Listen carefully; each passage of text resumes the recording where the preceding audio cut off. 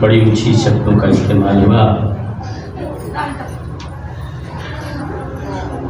भगवान पूछे, बड़ी मार्मिक बात है और शास्त्रों में सिद्ध है,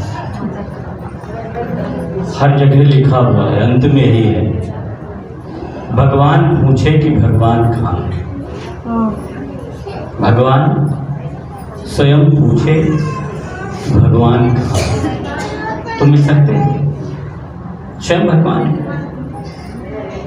जैसे बड़ा साधारण वे में आप लोग समझे, जैसे ये छोटा बच्चा है, हारमोनियम बजा रहा है, कितना अच्छा हारमोनियम बजा रहा है। अब हम सोचे कि हम हारमोनियम बजा लेंगे, हम नहीं बजा पाएंगे। लेकिन ये बच्चा कोई, अब ये भी बता दूं, मैं भी थोड़ा बहुत बजाता हूं। ये बजा रहा है और अपने ढंग से बजा रहा है। मैंने बहुत हारमोनियम वालों को देखा है, मैं भी बजाता हूं, लेकिन बजा रहा है। अब हम ये कह दें कि हम नहीं बजा पाएंगे और ये बच्चा कह दे कि हम नहीं बजा पाएंगे। ऐसे ही आप स्वयं स्वयं स्वयं हैं, आप स्वयं अपने आप में हैं। बाबा ने कहा हर व्यापक सब में है, बट ये है कि बनना पड़ेगा, जाना पड़ेगा। जैसे कैद करना भीतर अंदर धो, हमने अंदर और कुछ रख लिया है भगवान को ना बैठा करके। भगवान तो बैठे हैं, लेकिन हमने कई चीजों अपने अंदर रख लिया है, कई चीजें रख लिया है। सुबह उठते ही तमाम प्रकार के विकार भर लेते हैं, यहाँ तो विकार ही दूर होता है। भाई सत्संग क्यों करते हैं? सत्संग इसीलिए करते हैं कि हमारे विकार नष्ट हो जाएं, हमारा जो स्वरूप है। आखिर क्यों किसी को प्रणाम करते हैं? हम किसी को, कोई महापुरुष है, जैसे हमारे देहा प्रसाद जी हैं, बड़े बुजुर्ग महात्मा हैं, हमको महात्मा कहते हैं, बुजुर्ग हैं, वो लोट पोड़ जाते हैं। क्यों? उन्होंने पाया, जब पाया तो सब में देखा, और जब तक जैसे मैं रहूंगा वैसे, ये मेरे चश्मा जैसे होगा वैसे दूसरे को। चोर जो होता है वो दूसरे को चोर ही देखता है। गड़बड़ आदमी जैसी जिसकी दृष्टि होती है वैसी वो दिखता है। अगर वो भगवान हो गया,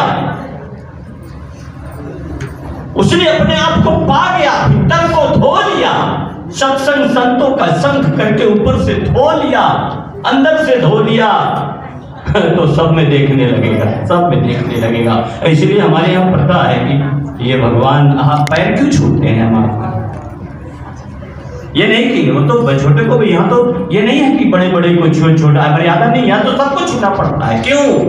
क्योंकि तू है वो मैं हूं, तेरे अंदर परमात्मा का वास है, तू भगवान है। लेकिन तूने तो बहुत सारे कूड़े करकट बटोर रखे हैं, गृहस्थी का भार बटोर रखा है, बाल बच्चों का भार रखा है, माया बटोर रखी है। जो भी सब सत्य ही कहते, साथ मेरा कुछ नहीं देगा, साथ केवल एक देगा, वो है मेरा परमात्मा, मेरे अंदर बैठा हुआ है।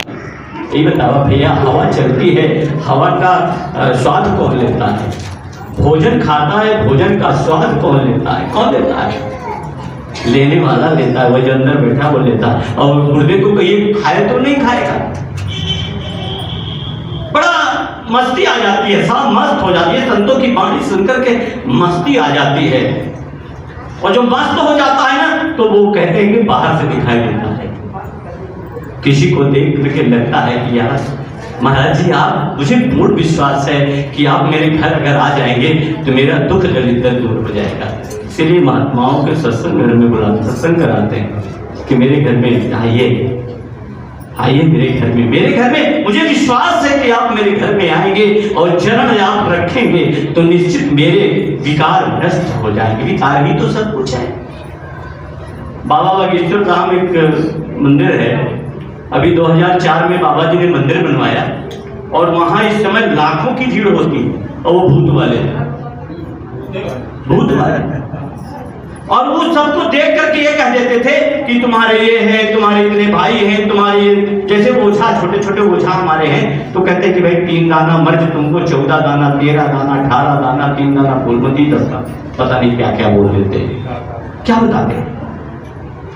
13 दाना ये, 14 दाना वो, 17 दाना वो, 3 दाना वो, एक फूलमती, एक भवानी, क्या क्या बोलते थे, और होता कुछ नहीं।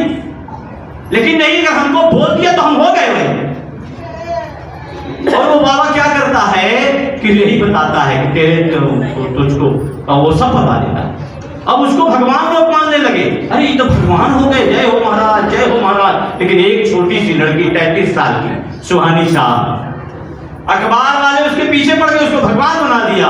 और सुहानी शाह लड़की वही उससे ज्यादा कहे, वो सब कुछ बता रही है, और वो कह रही है जो बाबा बता रहा है कि जैसे ओझा बताता 13 दाना भूत, 13 दाना वो, तो वो लड़की भी यही कह रही है, ये जो बता रही इससे ज्यादा मैं बता सकती हूँ। देखिए, एक बाबा वो जिसके पास लोग इतनी भीड़ इकट्ठा करके अपना सब उतार रहे हैं, और एक छोटी सी लड़की वो कह रही है कि ये बाबा जो बोल रहा है इससे ज्यादा मैं बता सकती हूँ, ये एक कला है। और लेकिन वो बाबा कह रहा है ये बाबा हनुमान जी की कृपा है। बाबा क्या कह रहा है कि हनुमान जी की कृपा है, लेकिन वो लड़की क्या कह रही है, ये कला है, ये एक कला। ओझा क्या है, कला। कला से आपको जो है, अब कला से आपको भ्रमित, वो बोले आया और मुझे कुछ करना नहीं है, कोई आया, आजकल तो हम लोग ज्यादा मान लेते हैं, वो कोई महाराज ऐसा है उसे ऐसे बोला और वो आपको भभूति निकाल कर ऐसे ऐसे कर दिया, अरे बाप रे, हमारी तो किस्मत बदल गए, हमको बाबा जी ने भभूति दे दिया।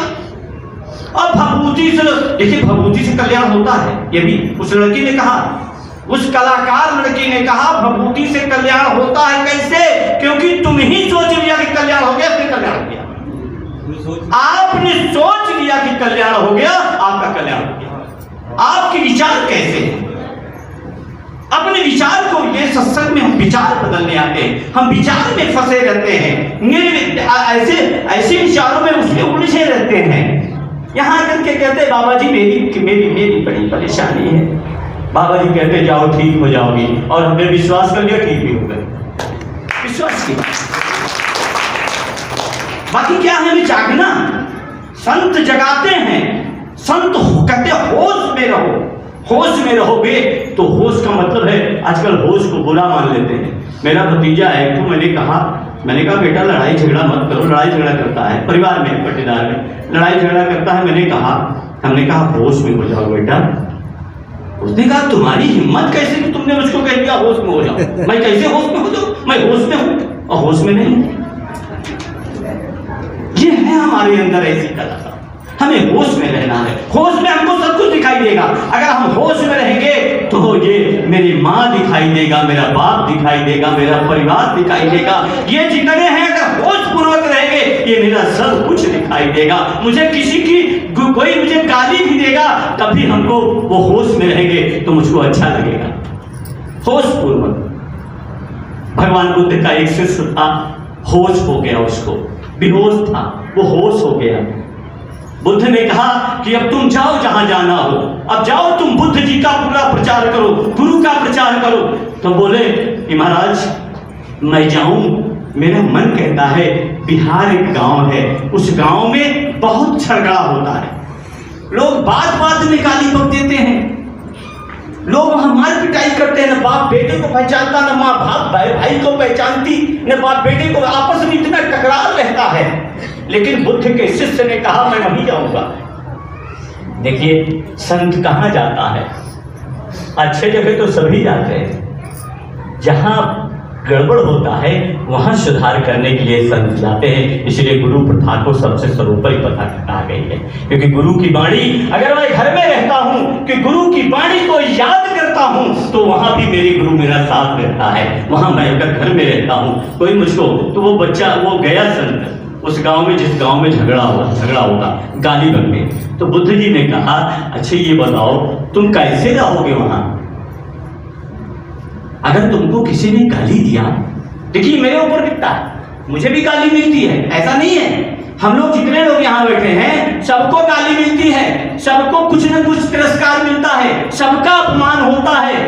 कोई ना कोई करता है, लेकिन हम संत मत से, हमारी गुरु की जो वाणी मेरे सामने होती है, तो हमको किसी का विकार मुझे खराब नहीं लगता, किसी की गाली मुझे अच्छी लगने लगती है। तो वो पूछा कि अगर आपको किसी ने गाली देंगे तो क्या करोगे आप? बड़े सहज भाव से कहा, अरे कम से कम गाली तो देगा, मारेगा तो नहीं। देखिए कितनी ऊंची बात, कम से कम गाली तो देगा ना जी। अगर किसी ने हमको गाली दिया तो हम क्या कहते हैं कि हम तुमने मुझको गाली दिया तो मैं तुमको गाली दूंगा।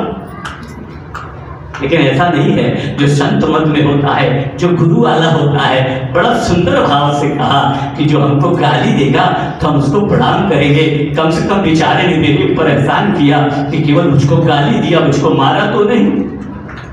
भगवान बुद्ध ने कहा अगर तुमको मारेगा तो क्या करोगे? कहेंगे कि वाह क्या बात है, इसने मुझको मारा, मार तो नहीं डाला, जिंदा तो है ना, हमको मारे तो है ना साहब, मार तो नहीं डाला। और कहा अगर तुमको मार ही डालेंगे तो क्या करोगे?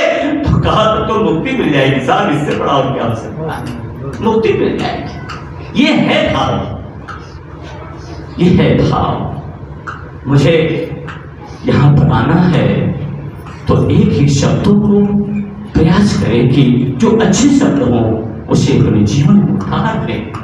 ये ना सोचे कि हम ये नहीं कर पाएंगे। ए भैया, कितने लोग तो कहते हैं हम तो बर्दाश्त नहीं कर पाते महाराज, मैं क्या करूं, मेरे अंदर क्षमता नहीं है।